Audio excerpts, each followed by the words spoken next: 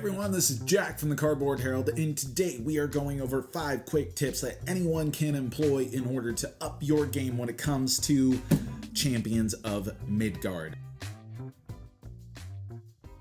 So my first tip is to use the Sage's Hut action early and often. A lot of this game is about mitigating the risk that's associated with rolling your dice, as well as going to the higher value locations. That's fighting against the monsters in the base game or the Burgazars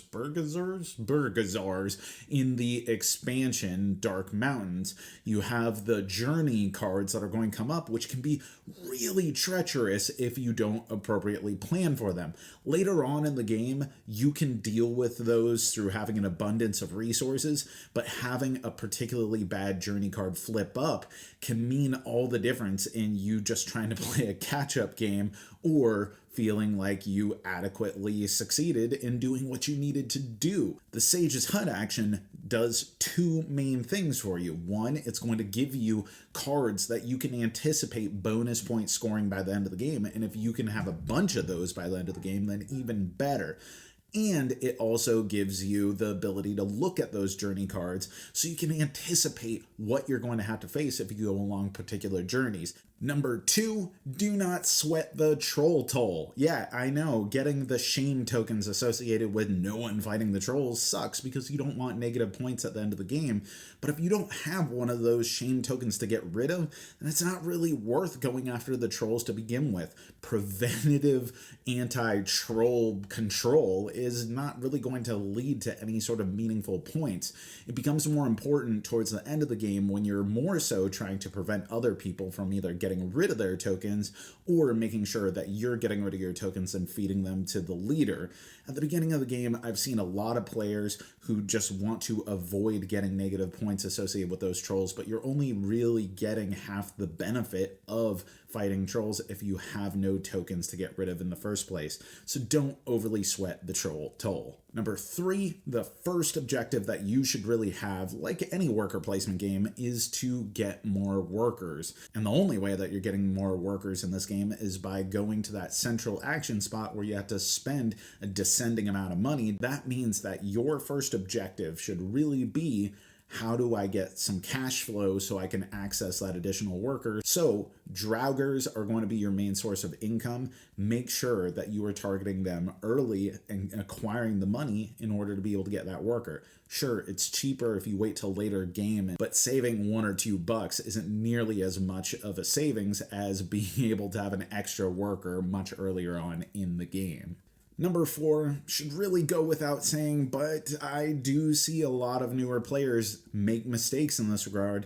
Be very selective about which dice you send into which battles. Think about the consequences and what you're willing to lose when you go into a battle. For example, a lot of monsters will have 3 attack, 3 damage that they're potentially going to kill a bunch of your dice, but only has 1 health. Why would you send a bunch of swordsmen into that to protect against such a colossal amount of damage when they don't even have a majority of their faces covered with shields? No, what you really want to send into that battle is just 1 person who you're going to accept that they're going to die, the Axe Warrior, for example, and they become a low-risk, high-reward commitment for that battle to take place. You don't need to save all your warriors out of every battle, especially if you're playing with the Valhalla expansion, but this is even true in the base game. On the other hand, if there's a monster with only 2 combat or 1 combat strength, but they have a much higher defense, those are the ones that you want to apply your spearmen and your sword warriors to, and make sure that you can continue to participate in round after round of combat. And finally, have a reroll in your pocket. Come on, people. I know, it's not the sexiest action to take to spend some money in order to get a reroll token when you haven't fought any monsters and you've already spent the one from the beginning of the game, but having that in your pocket as a backup is so very important. This is a game where the disparity between a very good roll and a very bad roll can have rippling ramifications for every subsequent round of the game, so make sure that even if you have accounted for probabilities, that you have something as a fail-safe in order to mitigate really bad rolls, which can and will happen to you.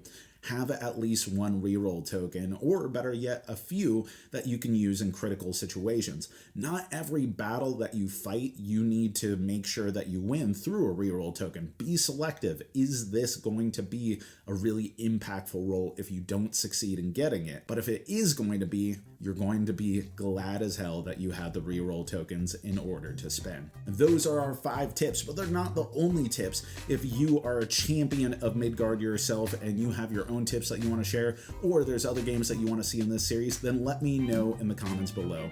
As always, have fun gaming, and thank you so much for watching. I've been Jack for the Cardboard Herald.